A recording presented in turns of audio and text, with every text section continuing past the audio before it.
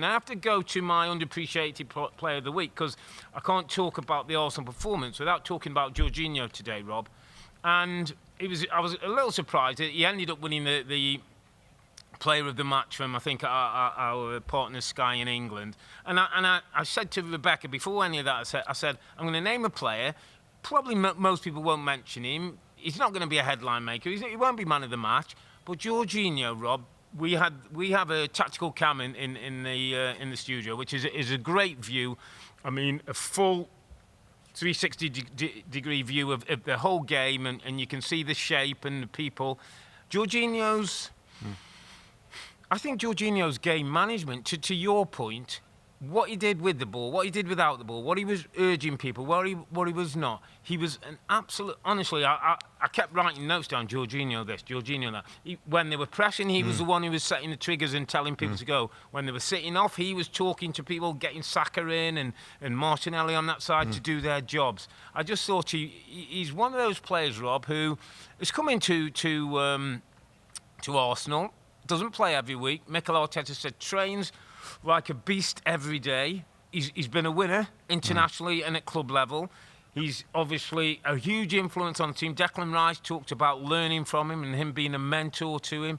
I just think Jorginho's one of those players who fans possibly don't understand his value on a match day and during the week. I think Mikel Arteta does, and I thought it was a day to recognise the roles that those people play on big days like today.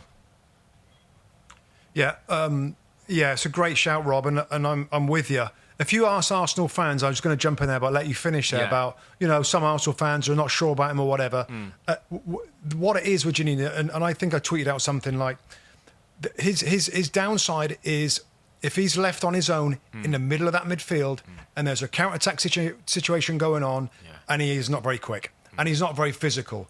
Now, you put him in a team that's compact and you put him next to Declan Rice, all of a sudden, I'm liking that midfield double pivot, is what they say now. The two central holding midfield players that are side by side. I mean, Odegaard is a little freer, a little bit more advanced to receive the ball. They've still got Saka right, still got Martinelli, and Kai Havertz as well, by the way, Rob. And again, we don't want to get too tactical in this. Yeah. He came into midfield on their left as you look forward, and Odegaard sort of pulled to the right. So I think you indicated this little box thing they had, and that was a deeper box. That wasn't a high up one behind another.